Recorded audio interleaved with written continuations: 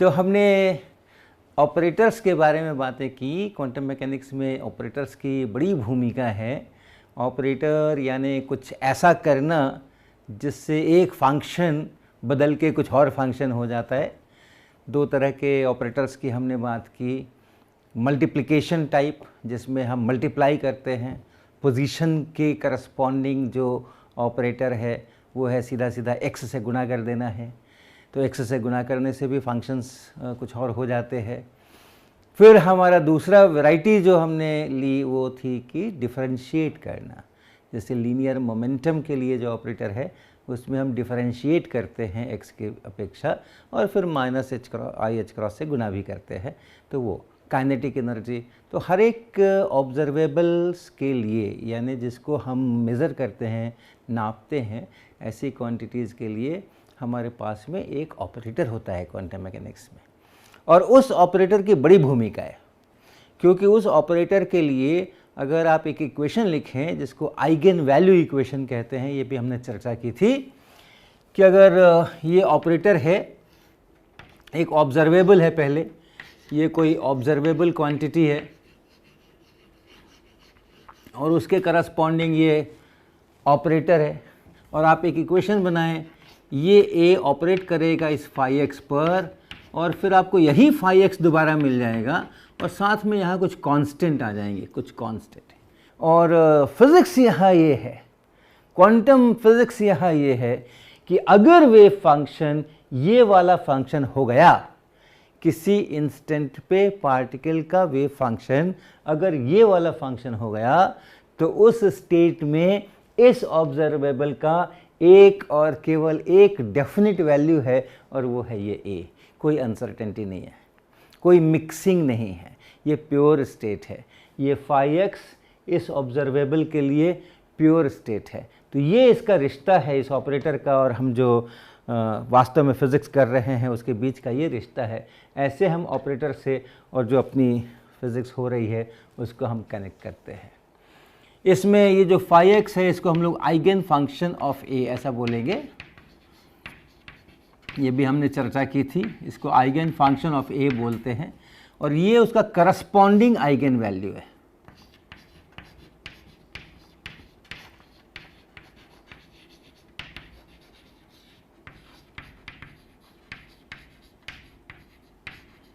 ये उसका corresponding eigen value है।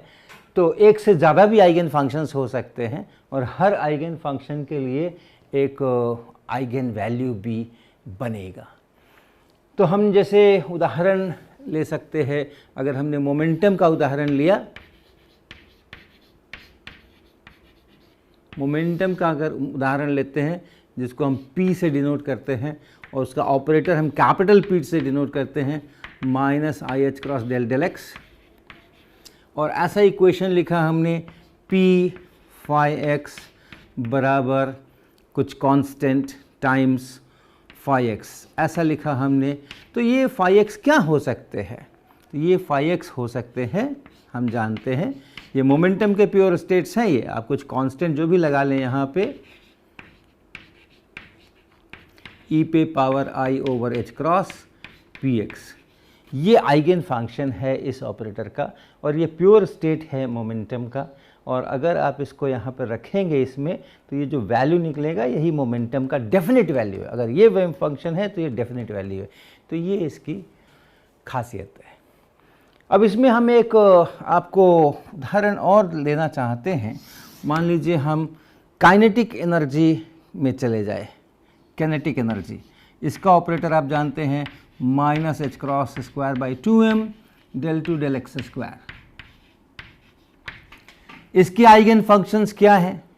तो मुझे तो मालूम है, तो मैं सीधा ही आपको बता देता हूँ कि क्या है। इसके आइगन फंक्शन मैं ट्राई करता हूँ। हमने लिखा यहाँ पे साइन कुछ के एक्स। देखिए तो ये इसका आइगन फंक्शन है क्या? इसको इस पर ऑपरेट करेंगे तो क्या मिलने वाला है? क्या मिलेगा हमें?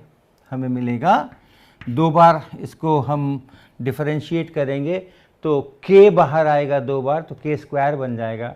साइन का पहली बार कोसाइन बनेगा, कोसाइन का अगली बार माइनस साइन बनेगा, तो माइनस के स्क्वायर ये इसमें से बाहर आके और फिर से साइन के एक्स होने वाला है, तो ये बन जाएगा एच क्रॉस स्क्वायर के स्क्वायर बाई 2m और साइन के एक्स। तो यानी जो साइन के एक्स है ये इसका एक आइगन फंक्शन है। साइन के एक्स जो है ये आइगन फंक्शन है किसका? इस के ऑपरेटर का, काइनेटिक एनर्जी ऑपरेटर का। और आइगन वैल्यू क्या है? और इसके साथ में जो करस्पॉन्डिंग आइगन वैल्यू है वो है एच क्रॉस स्क्वायर के स्क्वायर बाई 2m। इससे गुना हुआ वही फंक्शन दोबारा मिल गया हमें जब हमने इसको ऑपरेट किया इस पर, तो यही फंक्शन हमें दोबारा मिल गया, लेकिन हाँ ये एक एक्स्ट्रा इसके साथ में जुड़ करके आया है, तो इस कारण से ये इसका करस्पॉन्डिंग आइगन वैल्यू है। और अगर हम cos के एक्स लिए होते तो क्या होता? वो भी आइगन फंक्शन है क्या? उसको भी ट्राई कीजिए।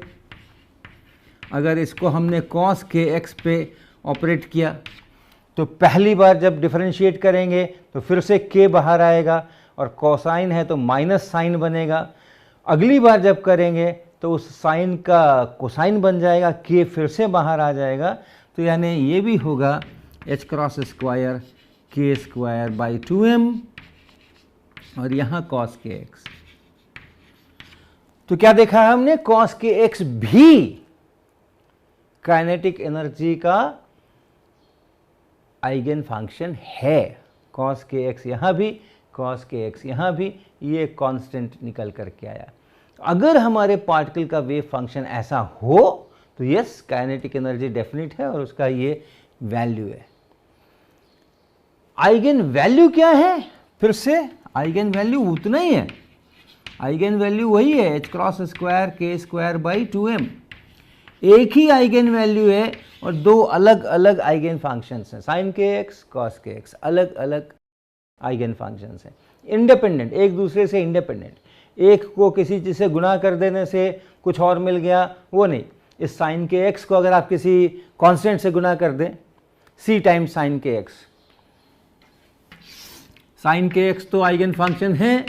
अगर हमने एक c टाइम्स ले लिया, इसको डबल कर दिया, 2 टाइम्स साइन के एक्स या 5 टाइम्स साइन के एक्स या -½ टाइम्स साइन के एक्स, उसको रखेंगे तो वो कांस्टेंट कुछ नहीं करेगा, वो जो का त्यों पड़ा रहेगा डिफरेंशिएशन के समय में, और वो फिर यहाँ पर आकर के वही फंक्शन दोबारा बन जाएगा।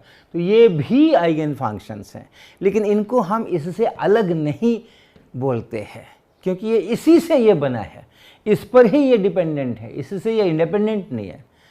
तो आपका अगर कोई आइगन फंक्शन है तो उसके सारे जितने आप कांस्टेंट से मल्टीप्लाई करो वो भी आइगन फंक्शंस होते हैं, लेकिन हम उनको अलग अलग करके गिनते नहीं हैं, हम उनको एक ही गिनते हैं क्योंकि वो उस तो गुना करने से तो वो होना ही होना है, तो उसमें कोई अलग बात नहीं है।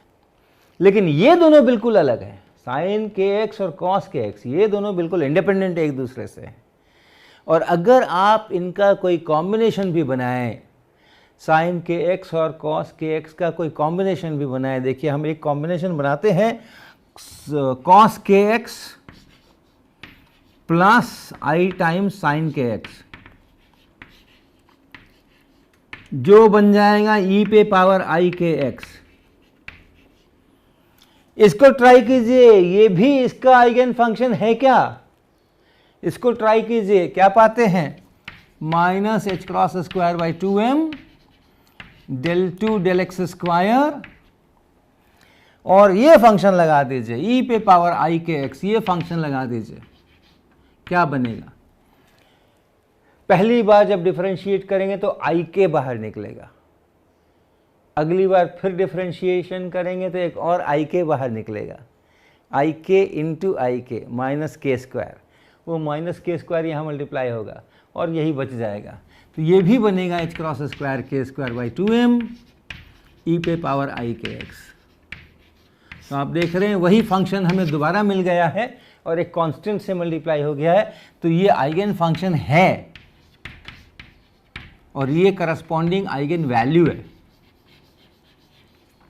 तो एक ही आइगन वैल्यू पे हमें साइन के एक्स भी आइगन फंक्शन मिल रहा है, उसी आइगन वैल्यू पे हमें कॉस के एक्स भी मिल रहा है, उसी आइगन वैल्यू पे हमें ई टू द पावर आई के एक्स भी मिल रहा है। कोई भी कॉम्बिनेशन आप उठा लें, आप कॉस के एक्स माइनस आई साइन के एक्स ऐसा कर लें, जो ई पे पावर माइनस आई के एक्स है, कोई भी कॉम्बिनेशन बना लें तो वो कॉम्बिनेशन भी इसका आइगन फंक्शन है। दो इंडिपेंडेंट है, तीन नहीं है।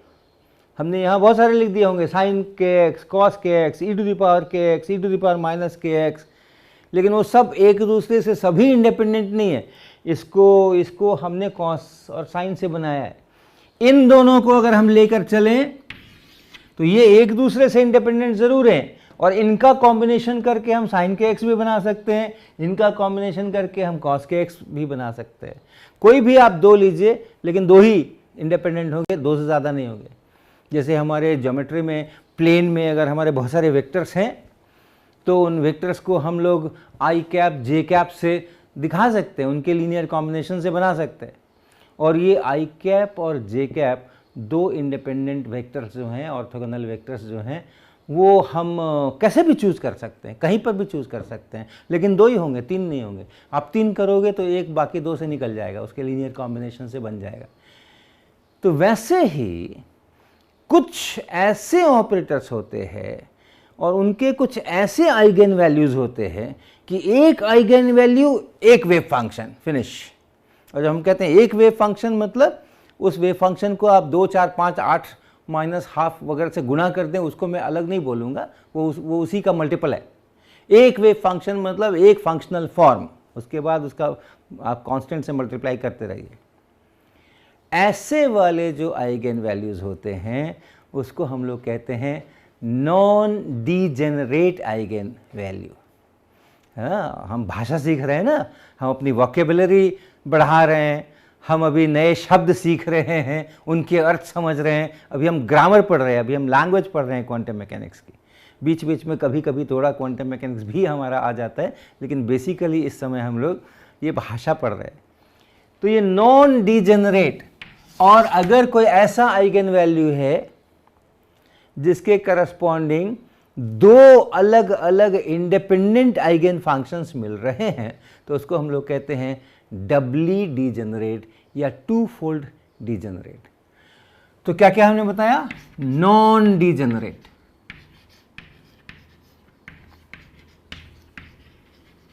आइगन वैल्यू,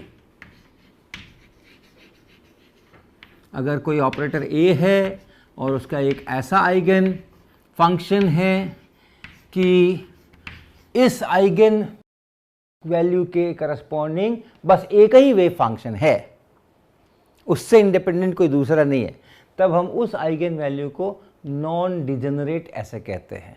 हमारा जो पहला एग्जाम्पल था ये लीनियर मोमेंटम वाला, वो ऐसा ही है, इसमें बस यही है, इसके अलावा कुछ नहीं है। ये कांस्टेंट आप बदल लीजिए, उससे कोई दिक्कत नहीं है, लेकिन फंक्शनल फॉर्म यही रहेगा। यहाँ आप सोचिए कि हम ये ई टू द पावर की जगह कॉस कर लें, cos P by H cross x ऐसा कर लें, या कॉस के एक्स कर लें, तो आप देखिए ये इसका आइगन फंक्शन नहीं है, आइगन फंक्शन ही नहीं है ये। आप इसको कॉस को यहाँ रखेंगे और एक बार डिफरेंशिएट करेंगे तो कॉस का साइन बन जाएगा, वो आइगन फंक्शन ही नहीं है। तो ये नॉन डिजेनरेट आइगन वैल्यू का एग्जाम्पल है। ये जो P यहाँ से दिख रहा है वो आपका नॉन डिजेनरेट आइगन वैल्यू है, इसके करस्पॉन्डिंग यही वेव फंक्शन है और कोई नहीं। डबली डिजेनरेट का उदाहरण हमने आपको यहाँ पर दिया है, जिसमें ये जो आइगन वैल्यू है एच क्रॉस स्क्वायर के स्क्वायर बाई 2m, इसके करस्पॉन्डिंग दो अलग अलग इंडिपेंडेंट आइगन फंक्शंस हैं। तो अगर दो अलग अलग इंडिपेंडेंट आइगन फंक्शंस बनते हैं तो उसको हम लोग कहते हैं डबली डिजेनरेट।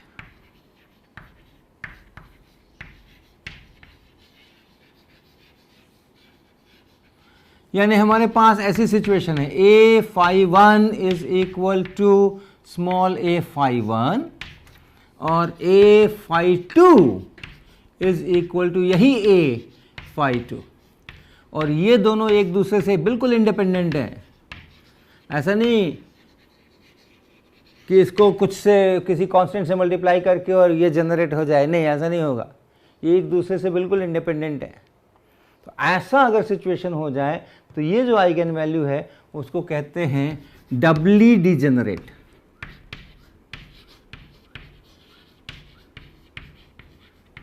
या दूसरा नाम इसका है टू फोल्ड डिजेनरेट।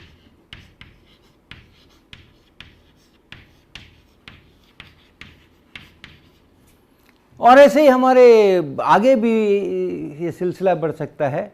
कुछ ऐसे ऑपरेटर भी हो सकते हैं ताकि जब हम उनके आइगन फंक्शंस, आइगन वैल्यूज़ निकालने बैठें तो कोई एक ऐसा आइगन वैल्यू मिल जाए जिसके करस्पॉन्डिंग 3 एक दूसरे से बिल्कुल इंडिपेंडेंट आइगन फंक्शंस मिलें। वैसा भी हो सकता है।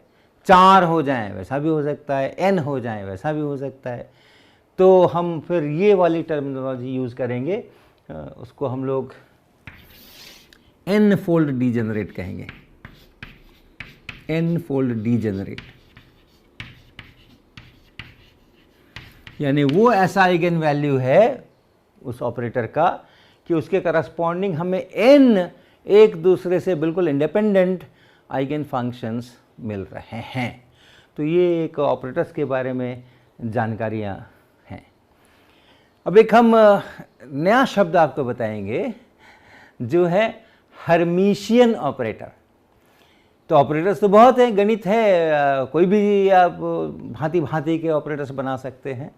लेकिन कुछ ऑपरेटर्स हैं जो हमारे ऑब्जर्वेबल क्वांटिटीज़ के करस्पॉन्डिंग है, जैसे ये मोमेंटम का ऑपरेटर, काइनेटिक एनर्जी का ऑपरेटर, पोजीशन का ऑपरेटर, और इसके अलावा भी और बहुत सारे ऑपरेटर्स ऐसे हैं जो हैं तो ऑपरेटर, वे फंक्शन पे काम भी कर सकते हैं, ऑपरेट कर सकते हैं और कुछ और बना भी सकते हैं। उनके भी आइगन वैल्यूज़ होंगे, उनके भी आइगन फंक्शंस होंगे, लेकिन वो ऑपरेटर किसी ऑब्जर्वेबल के करस्पॉन्डिंग नहीं है, किसी फिजिकली मेजरेबल क्वांटिटी के करस्पॉन्डिंग नहीं है, किसी डायनामिकल वेरिएबल के करस्पॉन्डिंग नहीं है। तो जो ऑब्जर्वेबल क्वांटिटीज़ के करस्पॉन्डिंग ऑपरेटर्स होते हैं वो एक विशेष प्रकार के ऑपरेटर्स होते हैं और उसको हम लोग कहते हैं हर्मिशियन ऑपरेटर्स। तो उसकी क्या परिभाषा है, किस तरह के ऑपरेटर्स कैसे दिखते हैं, वो क्या गुण हैं उनके हर्मिशियन ऑपरेटर्स के जिनसे हमें ये फिज़िकली मेजरेबल क्वांटिटीज़ का रिश्ता बनाना है, तो वो हम लोग अभी करते हैं। तो हर्मिशियन ऑपरेटर हम लोग परिभाषित करते हैं इस प्रकार से कि अगर मान लीजिए हमारे पास में एक ऑपरेटर A है और 2 वेव फंक्शंस हैं, एक वेव फंक्शन इस स्टेट के लिए है और दूसरा वेव फंक्शन इस स्टेट के लिए है, यानी phi1 x का फंक्शन है, phi2 x का फंक्शन है। तो ये अलग अलग 2 वेव फंक्शंस हैं जो अलग अलग 2 स्टेट्स को रिप्रेजेंट कर रहे हैं। और अब हम क्या करते हैं कि इस phi1 के साथ में, इस phi1 के साथ में इस A ऑपरेटिंग ऑन phi2 इसका स्केलर प्रोडक्ट लेते हैं। स्केलर प्रोडक्ट किसका, इसका, किसके साथ, इसके साथ। याद है आपको हम लोगों ने परिभाषित किया था, अगर एक फंक्शन है phi1 दूसरा है phi2 तो हमने इनका स्केलर प्रोडक्ट बनाया था, इसका इसके साथ स्केलर प्रोडक्ट, और वो ऐसे लिखते थे हम, ऐसे ऐसे। और फंक्शन के रूप में अगर लिखते हैं तो ये है इंटीग्रेशन पहले फंक्शन का कॉम्प्लेक्स कॉन्जुगेट, पहले वेव फंक्शन का कॉम्प्लेक्स कॉन्जुगेट और दूसरा वेव फंक्शन और x, और पूरे रेंज के ऊपर आप उसको इंटीग्रेट करें। ये इस स्केलर प्रोडक्ट का मतलब था। तो अब हम जो जिन 2 चीज़ों का स्केलर प्रोडक्ट ले रहे हैं उसमें पहला तो है ये पहला वाला वेव फंक्शन या पहला वाला स्टेट phi1, और दूसरा phi2 नहीं होके ये A operating on phi2। A को phi2 पे जब आप ऑपरेट करेंगे तो आपको एक अलग स्टेट मिल सकता है, एक अलग वेव फंक्शन मिल सकता है। phi2x पे अगर आप इस A को ऑपरेट करेंगे तो कोई और वेव फंक्शन मिल सकता है, उसके साथ में इसका करना है। तो क्या करते हैं हम, कैसे लिखते हैं, पहला हुआ हमारा phi1 और दूसरा हुआ हमारा A phi2। ए ऑपरेट कीजिए phi 2 पे, वो दूसरा वाला फंक्शन है, और phi 1 ये पहला वाला फंक्शन है। ये स्केलर प्रोडक्ट लीजिए और एक और स्केलर प्रोडक्ट बनाइए। वो कैसा? वो ऐसा कि हमने ए ऑपरेट किया इस phi 1 पे, ए को ऑपरेट किया इस phi 1 को, ये मेरा पहला फंक्शन है, और दूसरा फंक्शन हमारा जो है वो है phi 2। तो हम स्केलर प्रोडक्ट बना रहे हैं, स्केलर प्रोडक्ट बना रहे हैं इसका, किसके साथ? इसके साथ। पहली बार हमने पहला फंक्शन रखा था और इसको इस पर ऑपरेट करके दूसरा बनाया था और तब स्केलर प्रोडक्ट लिया था। अब हम इसको यहाँ ऑपरेट कर रहे हैं और दूसरे को छोड़ रहे हैं और उसके साथ उसका स्केलर प्रोडक्ट ले रहे हैं। तो कैसा लिखेंगे हम इसको लिखेंगे ए फाई, ऐसा। पहला वाला फंक्शन हम इधर लिखते हैं, तो ये पहला वाला मेरा फंक्शन है वो हमने यहाँ लिखा है, और इसके साथ हमको करना है phi 2 का, ये स्केलर प्रोडक्ट बनाना है। और अगर हमारा ऑपरेटर ऐसा है कि कोई भी phi 1 phi 2 वेव फंक्शंस आप लीजिए, ये चीज हमेशा बराबर हो जाए, फॉर ऑल phi 1 phi 2, कोई भी वेव फंक्शन आप ले लीजिए phi 1 phi 2 उस पार्टिकल का, जो भी पॉसिबल वेव फंक्शंस हैं, तो ये चीज हमेशा लागू हो जाए, ऐसे ऑपरेटर को कहते हैं Hermitian operator. A is called Hermitian operator.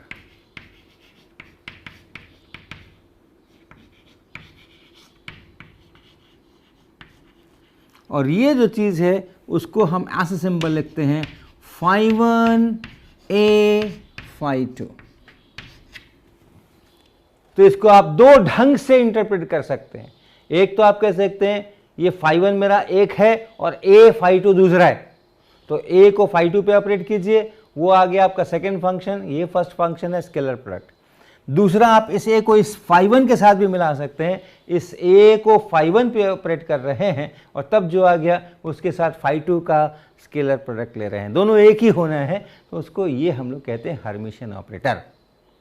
और अपने ऑब्जर्वेबल क्वांटिटीज जो हैं उनके करस्पॉन्डिंग वाले ऑपरेटर्स ऐसे ही होते हैं।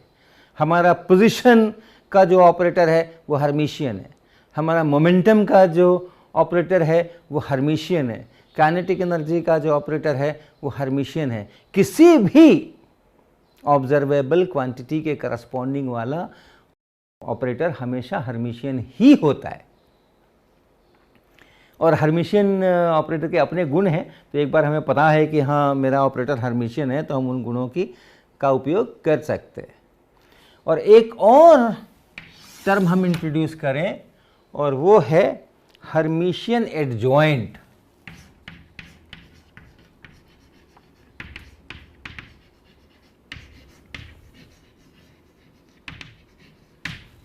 यानी हमारा जो ऑपरेटर ए है वो हर्मिशियन नहीं है, हम उसको पहले phi 1 पे ऑपरेट कर लें और तब फिर स्केलर प्रोडक्ट लें, और या फिर हम phi 1 रख लें और phi 2 पे ऑपरेट करें और तब स्केलर प्रोडक्ट लें, वो बराबर नहीं होते हैं। मान लीजिए ये बराबर नहीं है। phi 1 इसका scalar product with this function a phi 2 is not equal to, अगर हमने a phi 1 कर लिया यहाँ और उसका phi 2 के साथ में ले लिया, ये बराबर नहीं है। लेकिन हम एक दूसरा ऑपरेटर b खोज के ला रहे हैं, एक और ऑपरेटर b खोज करके ला रहे हैं, ताकि ये किसके बराबर हो जाए, b phi 1 और phi 2 इसके बराबर हो जाए। अगर आपने phi 2 पे a ऑपरेट किया है और स्केलर प्रोडक्ट बनाया है, तो यहां b को अगर आप phi 1 पे ऑपरेट करें और तब स्केलर प्रोडक्ट बनाएं और वो बराबर हो जाए, तब हम इस b को कहते हैं, ये b ऑपरेटर a ऑपरेटर का हर्मिशियन एडजॉइंट है। तो अगर ऐसा हो जाए, ऐसा ऑपरेटर अगर हम ढूंढ करके लाते हैं, देन अगर ये बराबर ये हमेशा होता रहे, तब हम कहें किसी भी phi 1 phi 2 के लिए, तब हम कहते हैं B इज हर्मिशियन एडजॉइंट ऐसा ऑफ A। और B अगर A का हर्मिशियन एडजॉइंट है तो A जो है वो B का हर्मिशियन एडजॉइंट हो जाता है। आप उसको करके देख सकते हैं इस डेफिनेशंस के अनुसार। और इसके लिए एक सिंबल है, और सिंबल कैसा है, A के ऊपर ऐसा चित्र बनाते हैं, इसको हम लोग अक्सर डैगर कहते हैं, डैगर।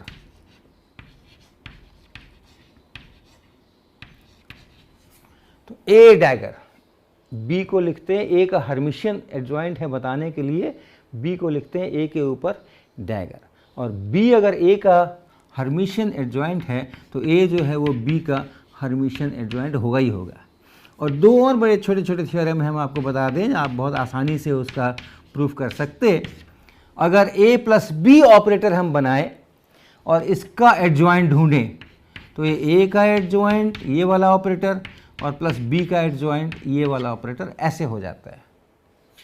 और प्रोडक्ट अगर कर लें A B और इसका एडजॉइंट अगर ढूंढें तो याद रखिएगा, थोड़ा इसमें थोड़ी सी ज़्यादा रोचकता है।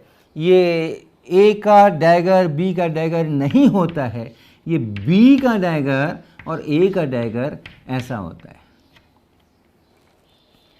यानी इसको अगर आपको किसी फंक्शन पे ऑपरेट करना है और खोल के ऑपरेट करना है तो पहले आप इसके A Hermitian adjoint A adjoint को ऑपरेट कर लीजिए, तब B एडजॉइंट को ऑपरेट करिए, तब आपको बराबर फंक्शन मिलेंगे दोनों साइड में।